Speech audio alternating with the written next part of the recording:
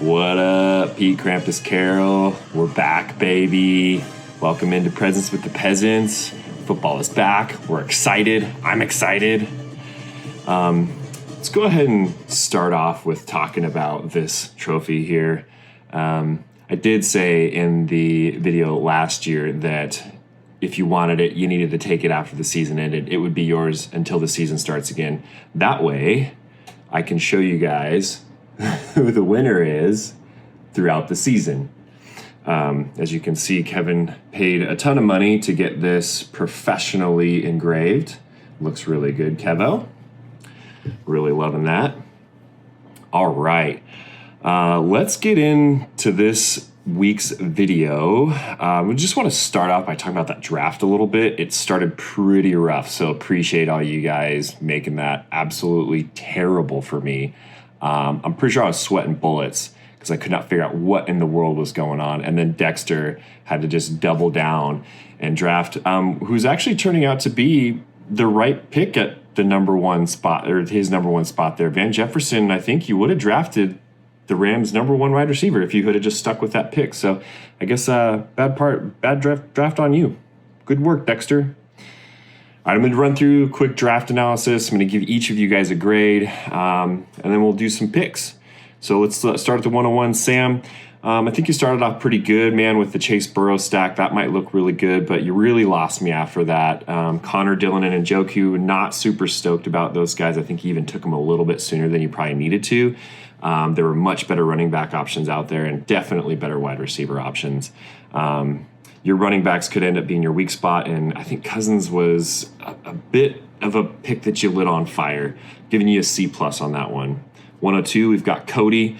I mean, come on, what a draft. But it was all the work you put in through all the trades. You sold your soul for this year, and it looks like it may pay off for you, so hopefully that works out.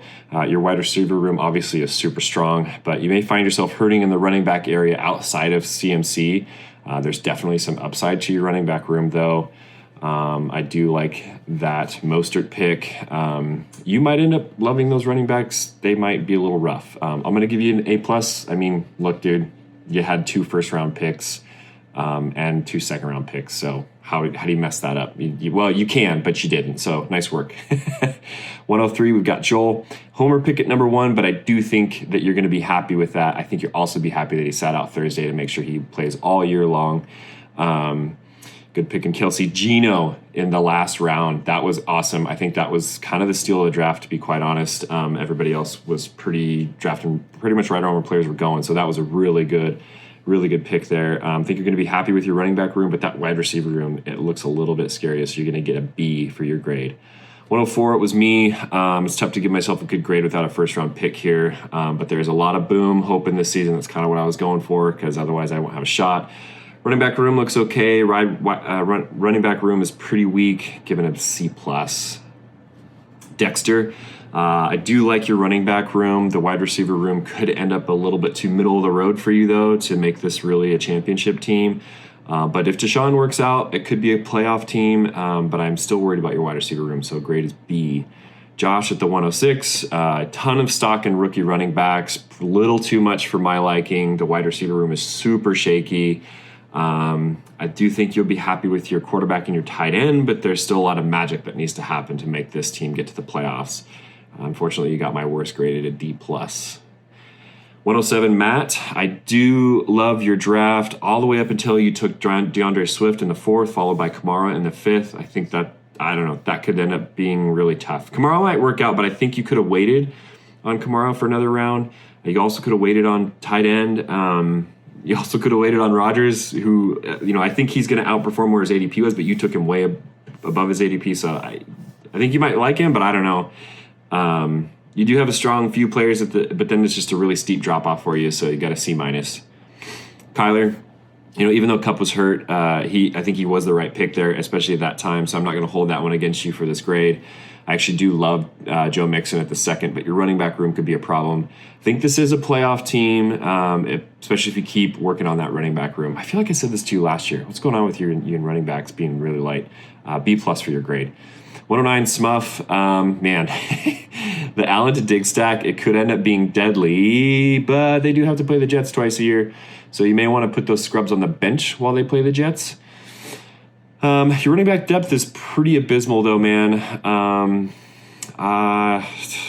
But the running backs you do have, they should be good. You just don't have any depth. I do like Ingram in the 6th. I do think you didn't like that pick. So for you, I normally wouldn't point out a defensive special teams, but I do think the Saints are going to be sneaky good this year.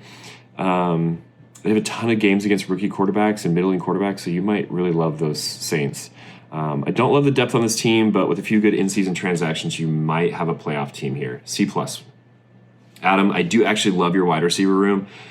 Good stability with some good shots on breakout players, which is good, but you literally have 0 running backs. Ramondre and Jamal Williams, just they're not going to cut it. I'm a little scared for you. You might want to start scouring the league for some trades. Hopefully you get lucky in waivers. So it's just a tough break on Taylor, but I'm not going to hold that totally against you, but you're still going to get a C on the grade. 111, we got Todd. Todd, as usual, you drafted everybody else looks over because everybody wants like the new and shiny, but you just draft all these players that have been drafted a million times over and people are tired of drafting them. It's not quite as geriatric of a team as you usually love to draft, but it's pretty close. This is a very back in my day kind of team.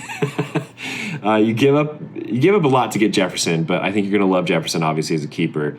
And you drafted for Boom, which is good because you do need that because some of your draft picks look pretty scary to me. And you also have 0 running back depth. This has been a theme for the whole league, I guess. Grade C-. Kevin, decent draft here. Both your wide receiver and running back room have a few strong guys and decent depth. But your start-sit decisions won't be hard because there's just not much depth. Kyle Pitts in the 3rd is a big boom bust to me. And when you're going early on him, that's just kind of tough. Your wide receiver room will probably look very different by the end of the season. You'll be just outside the playoffs if it looks the same, but if you do some good work, you might get in there. Grade B-. Yeah, man. So overall, interesting draft. I think if the season ended today, based off of those draft results, I'm going to take Cody versus Joel in the championship. And I am going to say that Joel's going to completely rip Cody's heart out and steal that championship win from him, beating him by a single fantasy point because he had a huge day from Travis Kelce as the Chiefs look to seal up their playoff spot. So hot take there.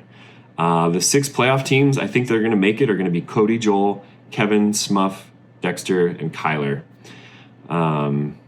2 runner-ups to get just outside the playoffs is going to be myself and Todd. So we'll see how those picks shake out over the year here. My picks for this week, I'm going to take myself over Kevin. I'm going to get a 2-touchdown game from Brees, and he's going to seal the deal for me over Kevin. I'm going to take Matt over Dexter. Matt's going to get a big game from DK Metcalf, which is going to hurt Dexter. Joel, I'm going to take you over Smuff, and I'm going to take you because I think the Seattle game is going to be high scoring, and you're going to get a lot of good work out of Geno and Kenneth Walker. Kyler, I'm going to take you over Josh from a big game from Jahan Dotson, going to go for 101. Todd over Sam. Todd, I'm taking you because I think you're going to have a really nice game from Justin Herbert. This was a pretty close pick for me, kind of a toss-up, but I think Justin Herbert seals the deal for you. And last but not least, in the shocker, I do think Adam is going to beat Cody. He's going to take down that really good draft. Why do I think that? Here's the hot takes. I think that Jalen Waddle is going to get the touchdowns over Tyreek Hill, and I think Ayuk is going to have a bigger game than CMC, and that's really going to be the tipping point. They got a lot of players that are both in the same games, and I think Adam has the right players in these games for this week. All right, guys, we'll see you next week. Later.